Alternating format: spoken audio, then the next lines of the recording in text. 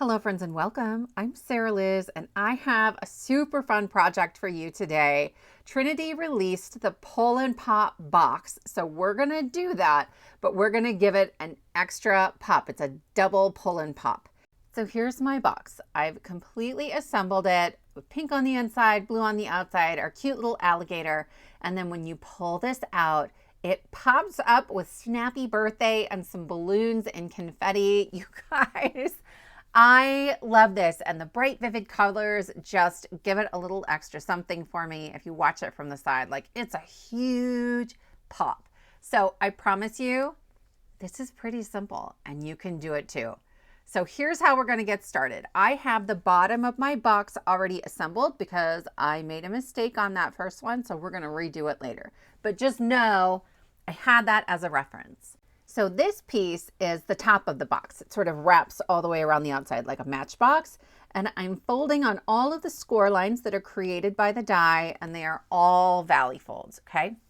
Then this is the piece that creates the pop-up on top. Again, scoring them all as valley folds.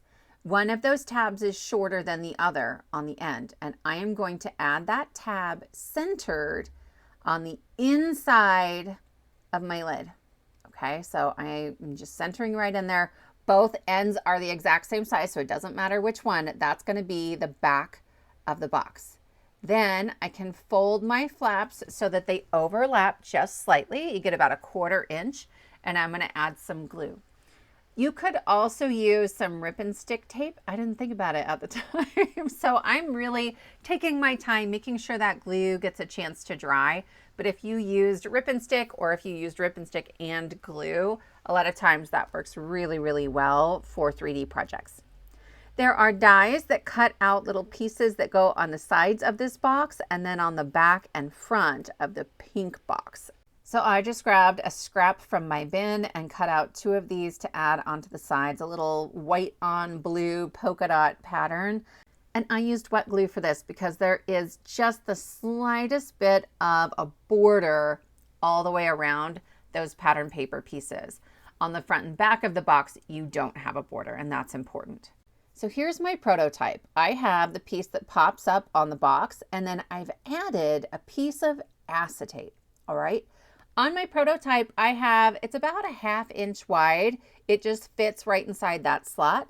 But for this one, I'm gonna use this shovel from the Shovel and Pail shaker die, along with the alligator and the Snappy birthday from the Snappy birthday stamp set.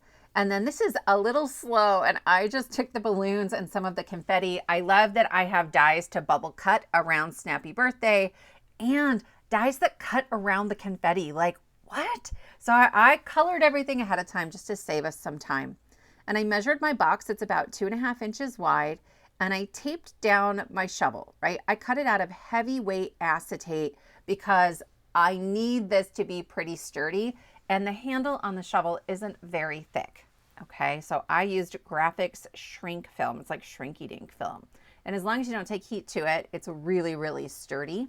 However, you could absolutely just use a strip of acetate. That's what I've always done in the past. The thicker it is, the sturdier it is. And then instead of the shovel part being where we're gluing everything down, you can just add a piece of cardstock on there. Maybe you stamped your sentiment, or maybe you just stamped the balloons straight onto that maybe circle of cardstock, okay? There's lots of ways to do this. I just had the shovel on my desk and I thought this was super fun that we could see through the cluster of balloons. So I'm using some wet glue and gluing those onto the shovel. I'm trying to cover up most of the edges so it doesn't look like a shovel. And I'm making sure that I'm staying inside of the mint tape that I have on the left and right.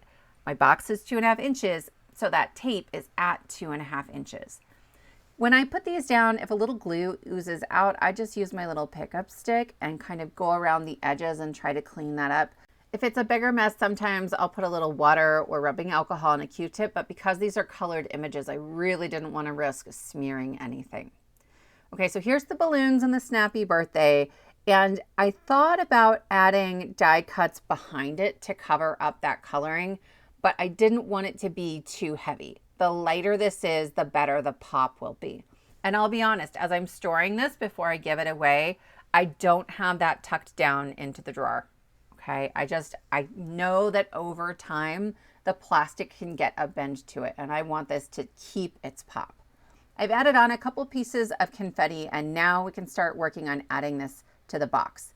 This is the box I assembled first, and I could use this pink box. There is room. I just stuck my little pokey tool right down where that finger pull tab is. I'm going to clip off the shovel so it's the right height, but I don't have a way to get double-sided tape down in there at this point, and I really want that as an added security measure just to make sure it's not going anywhere. So we're going to fold one together.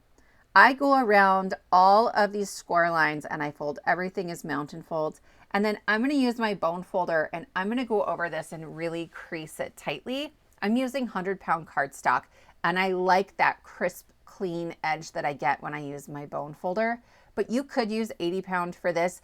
I love that the box has these wraparound pieces. So each wall is 2 pieces of cardstock thick and it makes it super sturdy. Once I have everything folded and burnished, I'm going to bring in my wet glue. You could bring in some rip and stick tape here and it would help give you that quick, immediate grab as well as the sort of long lasting grab I think you get from wet glue. I didn't bother, right? I don't mind doing this with wet glue. As I'm gluing the flaps in the back, I am tucking that other flap in just to make sure I didn't go past 90 degrees.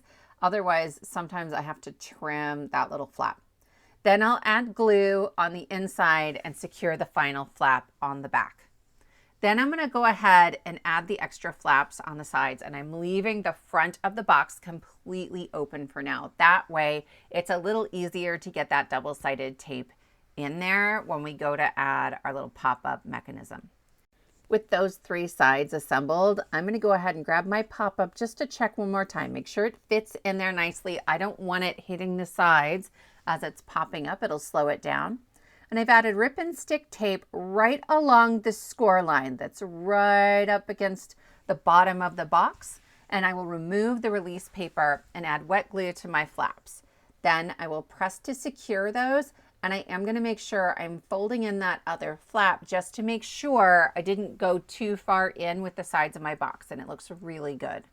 Before I secure the last flap, I am going to stick the end of that shovel down through the hole and into that rip and stick tape, okay? And it's going to hold that in place while I finish securing everything with adhesive. So I am using a combination of that double-sided tape and wet glue.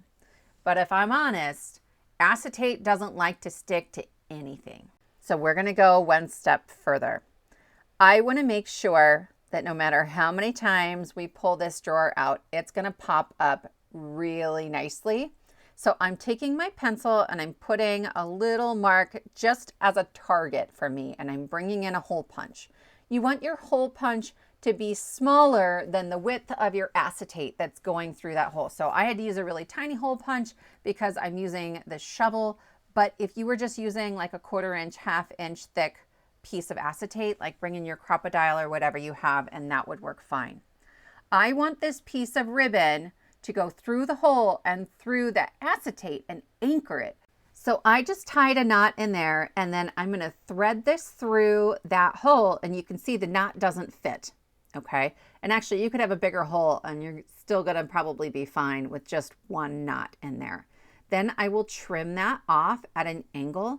And what this does is create a pull, because we just stuck a piece of acetate right through the finger pull that's built into the box. And the acetate is super secure because it's like we bolted it in there. So I'm going to stick my drawer into my box. I'm making sure the Snappy birthday fits. And then I'm going to secure this flap on the back. So it needs to go through the hole in the top. Okay, there it is. It goes through the hole. And then you need to secure it to the back of the box. It can go on the inside of the box or the outside of the box. I like it on the outside. I just think it's a little bit more secure. And then there's a piece of cardstock that gets die cut out with the set that covers that completely. Though I gotta say, I kind of like the stripe down the back. I did think this was a little more secure with this extra piece of cardstock though, so we're gonna go ahead and add that. This is probably gonna be given to one of my kids or one of my kids' friends, so we want it to be nice and sturdy.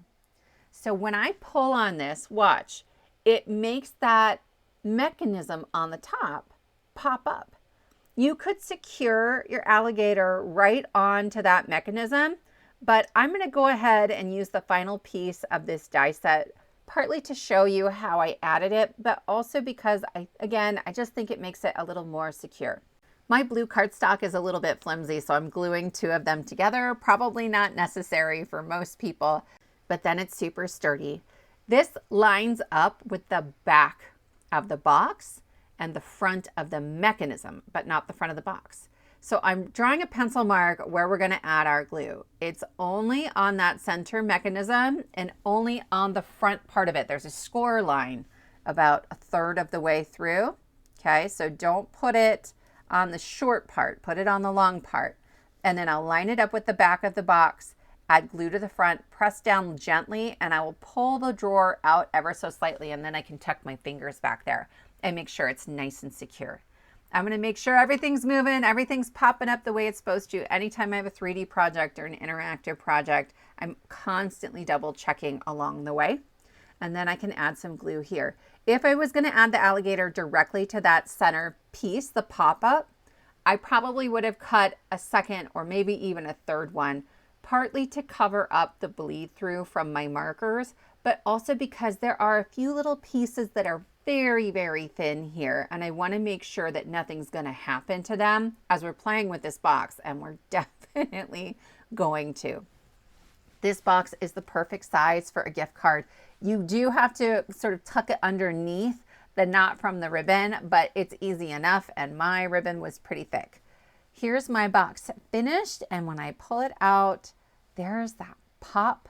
I am absolutely in love with this one. You'll have to let me know if you have this box die set already. If you don't have the pull and pop box, but you have a different pop, you can still do something similar with the acetate, decorate it with some really cute products. These are from the new Trinity stamps release, and they have just a ton of really, really great new stuff.